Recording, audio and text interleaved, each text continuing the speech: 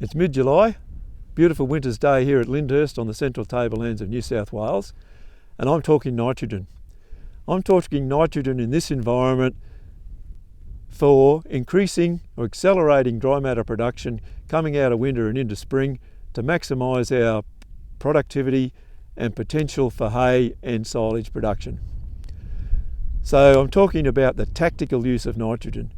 So 25 to 50 kilos of N, 25 kilos of N, you may not get a response to that. So I'm talking in that mid-range, that 30 to 40 kilos of N, and apply that to a small area rather than a big area.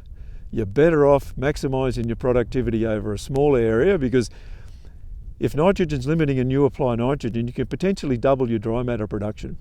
So that's a great boost for hay or silage production, but if you've got stock that can't utilise it, it's a waste of money.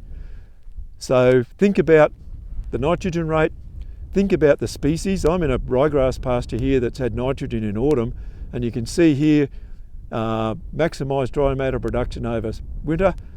Stock are on crop on this property. They'll come off in 3 to 4 weeks' time, and they'll be grazing these pastures with a big bulk of biomass coming out of winter into spring.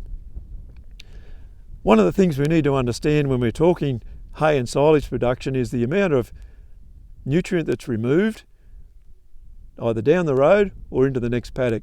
So for every tonne of grass-based hay that you're removing from the property or moving to another paddock, we're talking 20 to 25 kilos of N, 3 to 5 kilos of P, 15 to 24 kilos of K, and 5 to 6 kilos of S.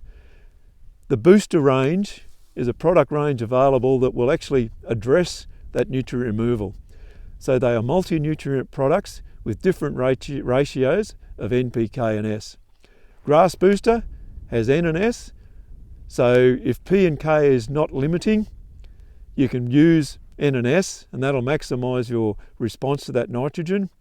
If P, K and S is limiting, the Hay Booster, Fodder Booster and Pasture Booster products are those that best fit that.